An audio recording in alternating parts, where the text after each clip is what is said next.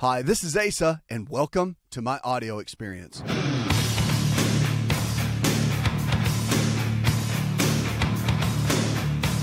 It's a new prescription for a new you, America. Let's kick it off and go with Barbara. Hi, Barbara, welcome to the show. Hi, thanks for taking my call. Sure, darling. What's up? Well, my husband's been plagued with these headaches for like 2 months now. He defines them as low-grade headache. It's only when he sneezes or coughs or picks up something heavy or bends down. We've been to an internist. We've been to an ear, nose, and throat. We've been to a neurologist. We've had an MRI done. There's nothing there in the brain that's unremarkable. And they've given us some medication called indomethacin to take, I guess, an anti-inflammatory.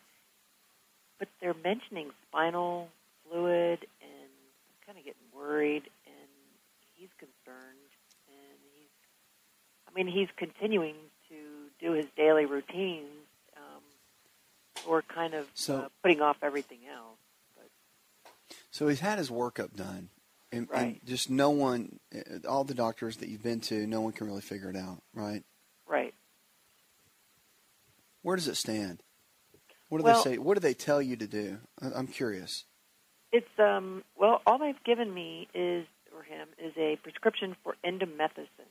That's it? Just the indomethacin?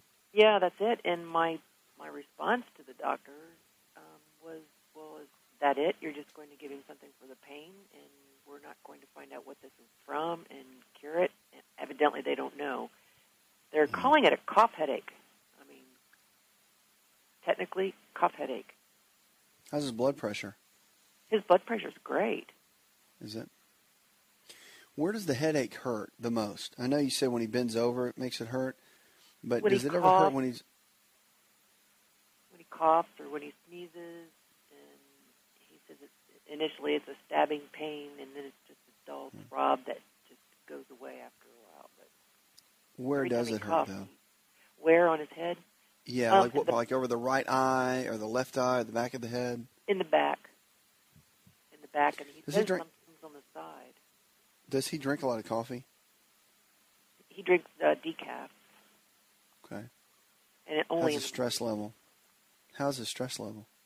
Well, he's retired, so I would think he'd have a lot of stress. I can't imagine where it's coming from if he's having a lot of stress. So. What did he do for a living for years? Office work. Like, did he run a company? We're retired now, so. No. What did he do up to the point he got retired? Well, he worked for the government in the D.C. area. In just an office job. So. The reason I'm asking is, does he miss his work? No. No, we're very happy. So life is much happier. Okay, I got it. And sometimes men, when they retire, it can almost become more stressful, and you can see weird things can happen in the body. Headaches, arthritis. You start getting all kinds of weird symptoms when men. That's why I'm going down that rabbit trail. Is I'm trying to figure out exactly if that might be the case. We're retired. We have a vegetable farm, and that's amazing. We do our own thing, and we're outside all day, and we eat organically and raise organically, so we can't figure this out. He's really healthy. And Does he sleep all right? Has his sleep patterns, are they pretty good? Mm-hmm. Yep, he does. Okay. And it only hurts when he coughs, sneezes, strains, or otherwise, right? Not just when he's hanging out normally? Right. Okay. Does he exercise? Yes. Fantastic. We More get a cardio lot of or weightlifting? Both, actually. We go to the gym, so he's lifting weights, and of course we have a lot of work around here. So well, now that's straining. Does it give him a headache when he works out with weights? He hasn't said it does, so I'm assuming no. It's usually when he bends over and picks something up, which I thought initially it's your sinuses, but nothing showed up. No, I'll tell you what. It sounds to me to be more of a structural based headache because of this. Because if the straining that would come from, say, doing bicep curls or bench press or shoulder press machine or whatever it might be, there's still some straining involved there. And if that's not giving him a headache and the increase of blood flow from the working out and the exercising is not affecting him, that's a really good sign. So, see, those are more clues that are very, very helpful. Here's my thoughts. If it was me, this is what I would do. If he's having those kind of headaches and you've done the complete workup and the medical doctors and the physicians have given him the endomethacin and they're scratching their heads and they're just saying, well, let's see how this works. What that means is when a doctor gives you medicine and says, let's see how this works, it usually means, I'm not real sure what it is. This is my best guess, so let's just keep an eye on it. And that's not knocking it. I mean, that's just they've kind of come to the end of their rope and they're doing the best they can, and that's a good thing because they're doing everything they can to help him. You know, they're not being bad doctors. They're doing what they can to help. So here's the thought. Remember, there's 3 sides to the health triangle, and the body's affected by every one of these sides. All 3 sides are important, and one side affects the other. So you got the mental side, brain chemistry, neurotransmitters, subconscious mind. You got the chemical side, and that's how your body chemistry functions, how the heart, liver, lungs, kidneys, liver, pancreas, thyroid, how all that stuff works. And then you've got the structural side, the bones, the muscles, and the nerves. Now, the nerves control everything in the body. The interesting thing about that is that the nerves go in through the spinal cord, out of the spinal cord rather, through the vertebral bones, and then out into the different organ systems and various tissues within the body. Well, the ones that go up in through the cervical region, the neck, kind of the base of the neck, the occipital area, all of that part of the region of the body would be good to have someone look at that, and potentially they can do certain tests on it, and there might be even some manipulations that they would want to do in their own style that would be beneficial. And it's definitely something to look into without a shadow of a doubt. I think if you don't, he would be doing himself a disservice in not looking down that route and letting them evaluate and even doing some of their treatments along the way. Because when headaches like that are unexplained, a lot of times they can be chemical, they can be genetic. There's a lot of different factors. That can be environmental toxins that could be causing some of that. But the structural part we see often with headaches, and it's one of the least areas to be addressed. It's kind of whenever nothing else works, let's go that way. And believe it or not, the structural part of the body plays such a key role and is so important. It's vital for someone to look at it in that regard. So all the horror stories you hear about with people getting hurt and injured, you have a better chance of being struck by lightning than that happening. So don't let that worry you. It's actually care that is very good and that he could really benefit from, I think. So take a peek at that. Get with a DO, Doctor of Osteopathic Medicine, and keep me posted. You can always call me back on 888-283-7272. That's 888-283-7272. You're listening to the best in healthy talk radio.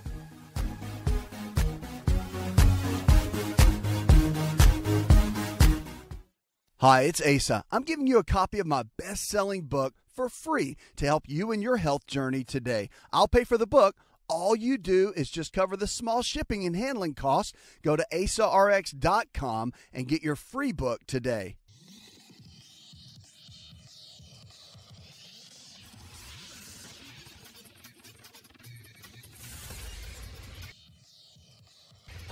To find out more, connect with On Call Radio online at InShapeNetwork.com.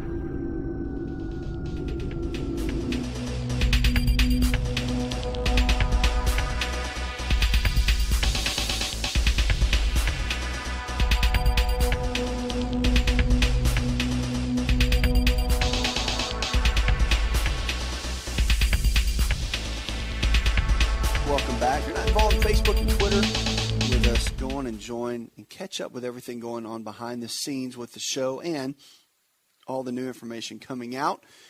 Great information about our weekly email newsletter. So if you're not signed up for that, U.S. government sends home health care money to states. A new report says that states stand to gain billions of dollars as provisions in the U.S. health care plan to move Medicaid patients out of institutions come online, with 13 states awarded $45 million in grants on Tuesday. And the Health and Human Services Agency said this, that Medicaid is the health program for the poor that was greatly expanded under the health care reform extending Medicaid's reach, the U.S. government is also increasing reimbursements sent to states and awarding new grants for the program.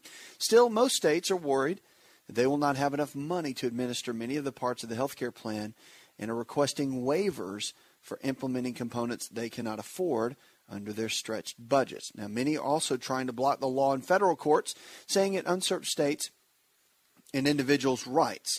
Florida, which is leading a multi-state legal challenge to the law, was one of the 13 states awarded a grant to move the elderly people with disabilities and Medicaid recipients with mental illnesses from nursing homes and other institutions back into their homes or communities. The federal government said the grants will likely help 13,000 people. Massachusetts received the largest grant of $13.5 million, followed by Minnesota, which was awarded $13.4 million in the grants. Starting in October, states will also receive a 6% increase in the federal reimbursements for providing nurses and other home-based support to people on Medicaid. Through 2014, states could see a total of $3.7 billion in new funds to pay for attendants who help individuals with daily activities such as bathing and also help move people by paying for utility deposits, rent, or household supplies. It's a great thing. Great thing for what they're doing with the elderly and people that are a little bit more challenged with their health care to get them in better positions and with better care, more, I guess, care that is closer to home, so it doesn't feel so disconnected. 888-283-7272. Jason from Chicago writes in an email, which you can always send me. It says, my dad's 58 and he's just been diagnosed with congestive heart failure. Is it too late to help him? Never too late, Jason. That's the one thing. Realize that. It's never too late to help someone. It's never too late for someone to get well. It's never too late for there to be a turnaround in someone's health. There can always be a change. But the key is making the right kind of choices every single day. Now, are there genetics that play a role? Yes. Are there some damage, or is there some damage that probably has been done with congestive heart failure that's irreversible? Yes. But it's never too late. Never too late to help someone. Never too late to walk with a health challenge with someone. It's never too late. So my biggest encouragement for you is get him started on the basics. Make sure his diet is sound. Make sure the foods he's putting in his body very good. Make sure he can handle even the smallest amount of exercise, which his doctor probably doesn't want him to do too much, but at least make sure he's doing something. Drinking plenty of water, half his body weight in ounces of water every single day. So many things he can be doing to make sure that he has the optimal health that he can have. 888-283-7272. Let's go to Josh. Hey, Josh. Hey, doctor. Good to talk with you, man. I got a question. I got a friend who she's always got really purple feet, and this just started recently. She's always had cold feet, and she just started having purple feet. Okay. And she's always got really clammy hands, kind of like sweaty hands. But I was just wondering if there could be. I've always thought about circulation. I've Googled everything I could find, but I'm just not finding enough information for me to even want to take in, as far as just from the kind of information that I'm getting from the internet. So I was just wondering if there was if you had an idea, or we could pinpoint of something, what that could be. What's her age? She's about 17. She's Mexican, and she lives in Tucson, Arizona, so it's really dry, hot. I don't know if that has anything to do with it. But. No, I know what you're saying, though. No, not really. I mean, purple. Her feet turn purple. Is that something new that started, or it's been there for a while? It started about, I guess, a week ago, and they've always been really cold. And doctors have always said she's had some kind of weird problem, and they've never been able to pinpoint what it was. But this is new, so I didn't know if there was, if you know anybody or have ever dealt with anybody that had that problem. Well, it just depends. I mean, does it hurt? Does it ache when it turns purple like that? Doesn't hurt. No pain at all whatsoever. Mm-mm. Has she gone to the doctor since it started turning purple? Not yet. I think she went today, but I haven't talked to her. But you haven't talked to her. Okay. Yeah, I mean, the old adage is, I mean, with extremities like that, especially more in the hands, there can be just an extreme, kind of an achiness and cold feeling in the hands. and it's typically Raynaud's, and there can be a lot of different things associated with that. But it's rarely seen in the feet. So for the feet to start turning colors, it could, obviously vascular, but if the doctors have looked at it and you don't know what they have said yet, I'd be curious to see, because again, there's one thing to say, well, they're purple and they're cold, but they don't hurt and there's no achiness or no pain to it. You just need to be able to see that. And that's where going to the doctor's office and all that is really good. But when you have circulation issues like that, she could be deficient in some things. If it came on out of nowhere, granted, she may have always had cold extremities, but it could be several things. It could be everything from red blood cells being anemic. It could be, my goodness, there's so many things that it could be. With that, rutin is really good for vessel health, and if you've got anything weird going on, it's a supplement you get at a health food store, but it's rutin, R-U-T-I-N, can be very good. And, again, with vascular-related issues, simple things. It's the simple things, like CoQ10, all those kind of supplements are very good for vascular health, can help the extremities tremendously, especially if they're always cold. And the discoloration is where the doctor's opinion is going to come in. And I'd be curious to know. If you want to email me, you can shoot it to me. Thanks for the call. Did you know that you can listen to the Asa Rx audio experience on Spotify and Pandora? For all the ways to watch and listen, check out our show page at asarx.com/experience.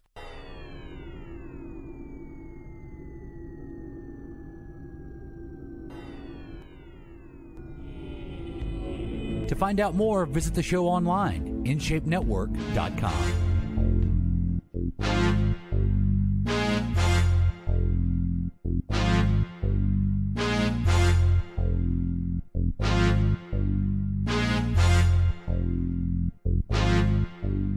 Your health really is your greatest wealth. Do you view it that way? Have you been given a diagnosis and you think, well, I guess I'm just stuck with this. It's what my grandma had, it's what grandpa had, and now this is what I have, and so I might as well just take it, suck it up, and deal with it. It's not true. Your health is your greatest wealth. So realize this. The body is pretty amazing. As we say in the South, pretty darn amazing. Because 80% of the health challenges we face today are diet and lifestyle related. That means that somehow, some way, we've lifestyled our way into getting sick. But the good news is, if we can lifestyle our way into getting sick, we can lifestyle our way out and get well. But you have to be willing to change. And only you can take responsibility for your health. No one else can. No one else can. No one else can take responsibility for your health for you but you. And people, that's what they always want to do. Everyone wants to take a pill, and they hope the pill is going to correct everything with their health. And it won't. It never will. You have to be willing to make the changes every single day on your own. And you have some support. You can have friends' support and family support, but no one else can take responsibility for your health but you. And that's what we're here for, to help you go from where you are to where you need to be in your health. We're going to kick it off now with Linda. Hi, Linda. Welcome to the show, darling. Hello. How are you? I'm living well. I have a question for you. Okay. I had a complete 5 years ago, and I never was put on any type of hormone therapy, and they tried me on bioidentical hormones, and they didn't help me. They tried me on estradiol, and it didn't help me. I reckon I'm just, like you say, stuck in, and I don't know what to do. I go to the doctor. My blood pressure's out of control. I don't have any type of, I don't know how to say this, my body's just not the same. And I can't do anything about it. And I don't know how to live with it. I don't know what to do. I've tried everything, and I can't get over it. I don't know how to deal with it. I got it. Is it mostly your energy levels that you're concerned with? I don't have any energy. I don't sleep. Okay. I have the mood swings.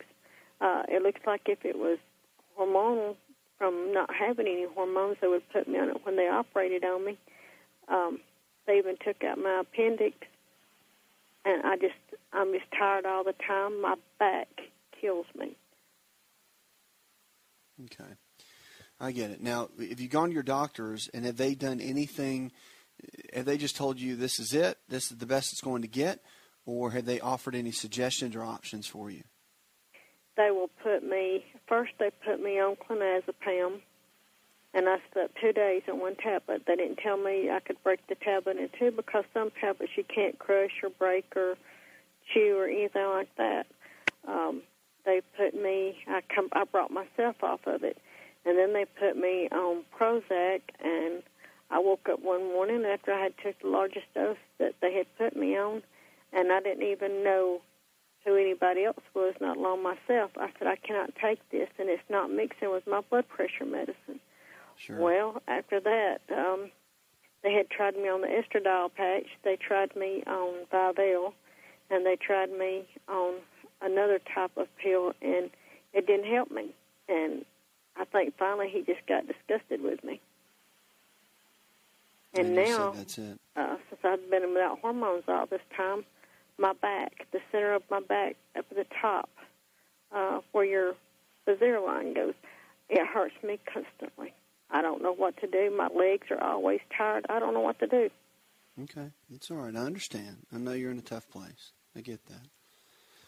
Here's kind of the foundation. When you've gone through and had a complete, like you talked about, and you've had a hysterectomy, and all of these different changes are taking place in your body, you have to kind of step back and say, okay, what is working? It feels like everything's falling apart, but what is working? And what can I do to make some changes? Because if everything feels like it's falling apart, you don't feel good, you don't have energy, you ache, you hurt. I mean, I get that.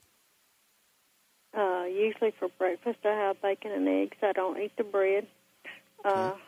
If I have a snack, I'll have a piece of fruit or something like that. And for dinner, I'll have a piece of, if I fry my meat, I fry it in canola oil without any flour or anything. And then I usually have a green vegetable or maybe a salad. I don't eat a lot of junk food. That's something I don't do. But and I drink tea, but I usually use Equal or Splenda in my tea. I don't eat a lot of sweets.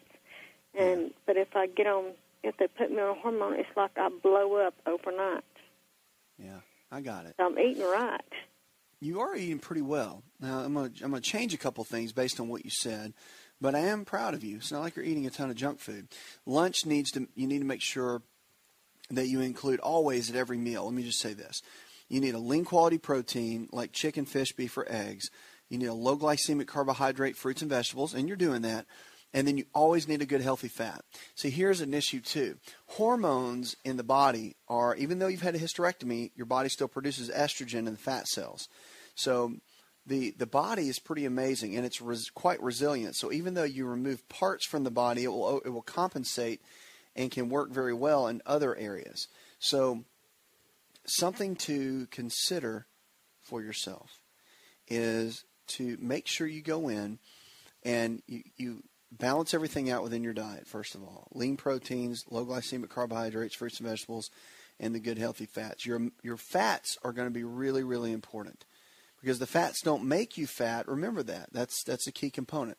Fats don't make you fat, but they actually are going to make a big difference in your overall health with your hormones and the way you feel, aches and pains. They lower inflammation.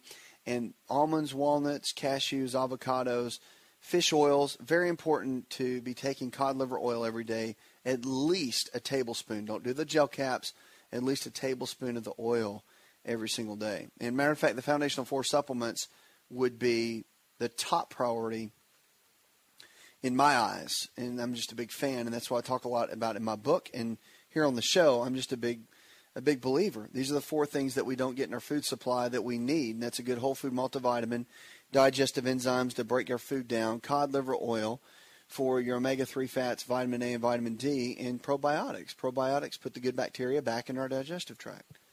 So real simple to follow, but yet so, critical for overall health, and something that I would desperately encourage you to look into. White willow bark is really good too for some of the aches and the pains. But getting that gut cleaned out, meaning everything. Canola oil, don't cook with that anymore because it turns to a trans fat and one of the number 1 cancer-causing agents that we have. If you're going to cook with any kind of oil, there's 3. There is coconut oil, very good. There's also butter, regular butter, and then grapeseed oil. So any of those are going to be fine to cook with. Coconut oil and butter are the top two. If you've got to go with grapeseed, go with that. And you'll notice a big, big difference in your overall health, energy levels, and the way that you feel. Now, energy is going to be comprised of a couple of things. With hysterectomy, it could be a result of estrogen, could be a result of progesterone as well. But the adrenal glands are the body's stress glands. And when they get worn out, when they get tired, when they're not functioning at their peak level, which they're two little glands that sit on top of the kidneys. So if they're not working at their best, then your body's not going to function at its best. And it's important to get those built up, keep them strong.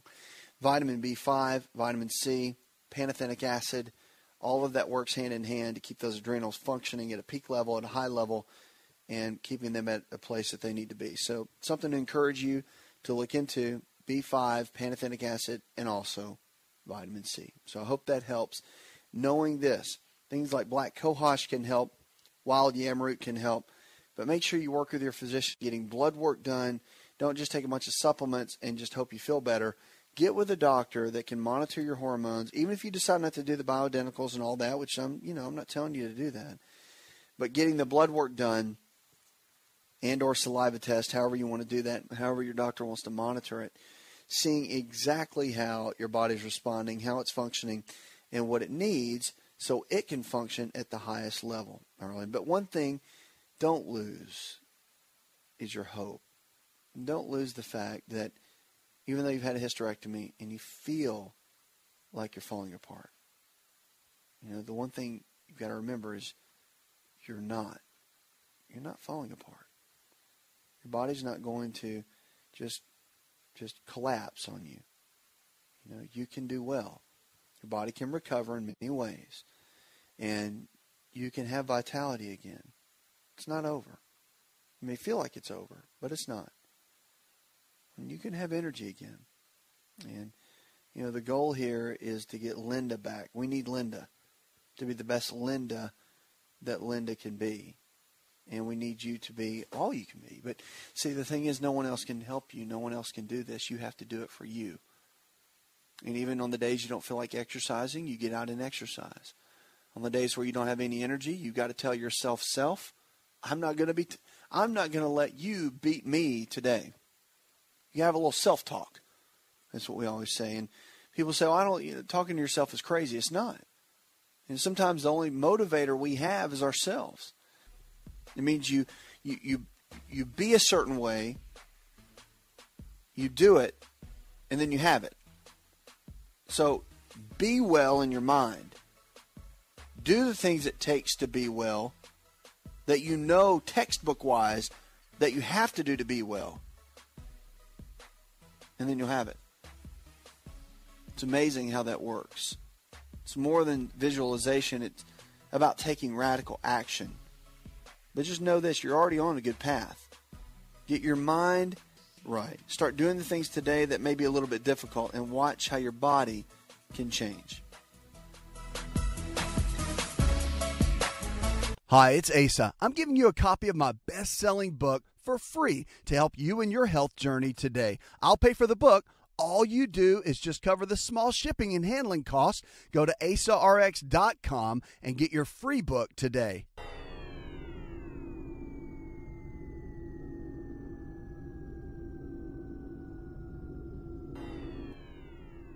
Connect with On Call Radio and watch On Call TV at InShapeNetwork.com.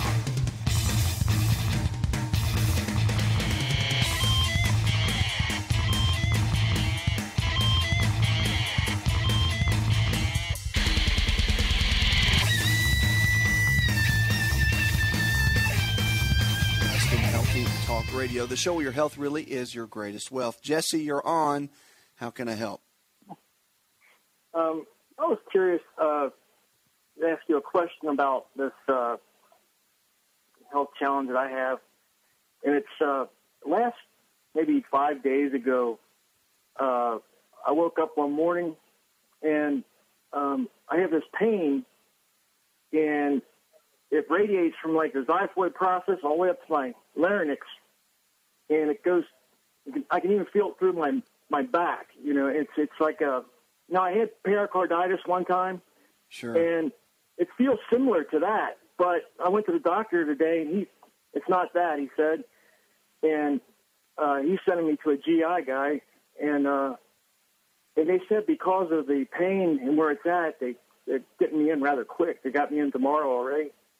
And I was wondering, with that being said, I also have, I have Barrett's, and I've had that for about 10 years. I was diagnosed with it 10 years ago, but I had the Nissen fundoplication at the same time. They found the Barrett's, and I was just wondering, you think that's esophagus related? Also, my head, if I bend over, my head goes below my waist. It's unbearable. I mean, the pain is, or if I belch, the pain is really shoots up.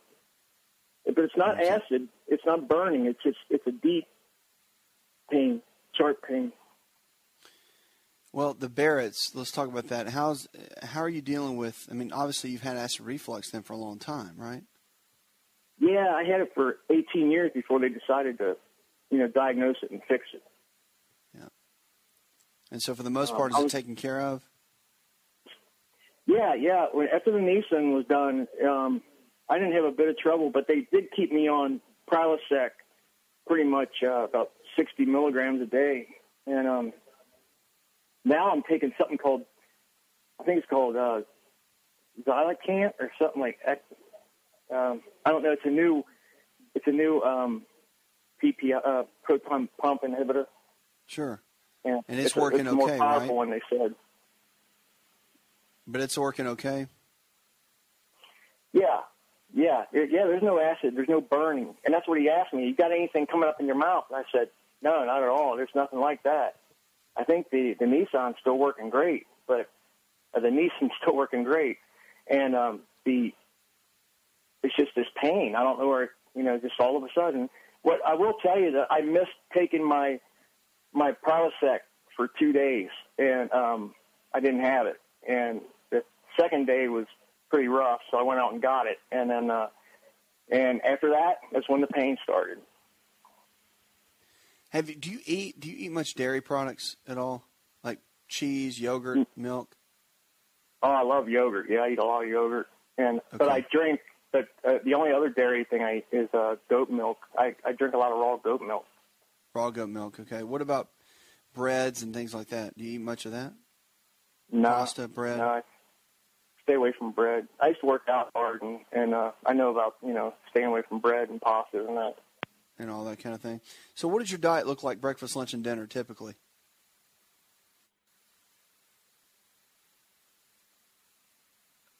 Jesse, breakfast, lunch, and dinner. I think we must have lost. Yeah, we lost Jesse. That's okay.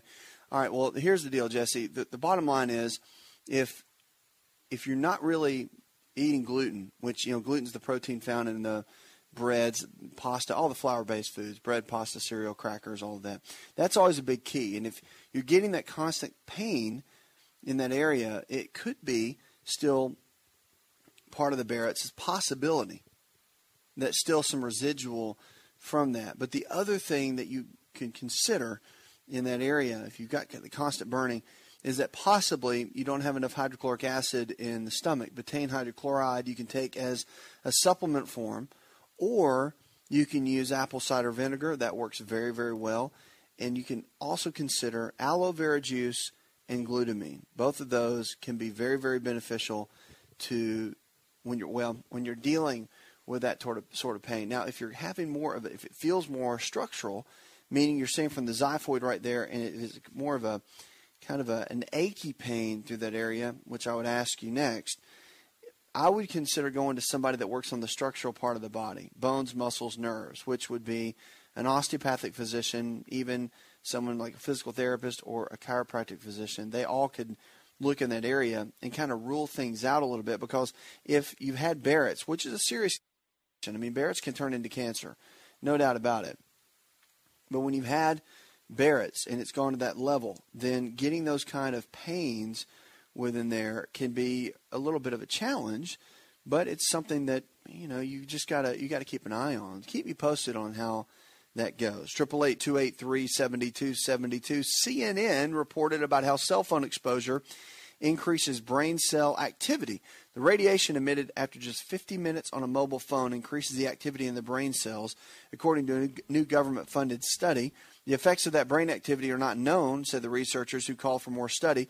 Phones that were turned off did not create the same brain activity, and the small study published in the Journal of American Medical Association was the first to look specifically at how electromagnetic radiation from cell phones affects glucose metabolism, a normal function in the brain. The brain activity means that cells are using glucose to create energy, and the brain normally produces the amount of glucose it needs to function properly. But these new findings don't tell us whether activating the cells artificially, in this case by cell phone radiation, will have a negative effect on our health.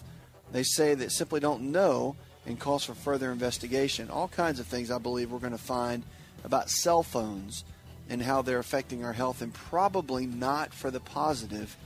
And I'm the world's worst using a BlackBerry singing all day long. Puts another hour in the charts. I'd like to thank our producer, Jay Patrick. Go tell one person something you learned on this show, and together we can change the health of our friends, our families, and our communities. You're listening to the best in healthy talk radio. Did you know you could listen to the Asa Rx audio experience on Spotify and Pandora? For all the ways to watch and listen, check out our show page at asarx.com/experience. Hi, it's Asa. I'm giving you a copy of my best-selling book for free to help you in your health journey today. I'll pay for the book. All you do is just cover the small shipping and handling costs. Go to asarx.com and get your free book today. This episode is over, but check episode notes for links to products and services you've heard about on this episode. Thanks for listening and subscribing. Please share the Asa Rx audio experience with others and stay in touch by giving us your comment or review.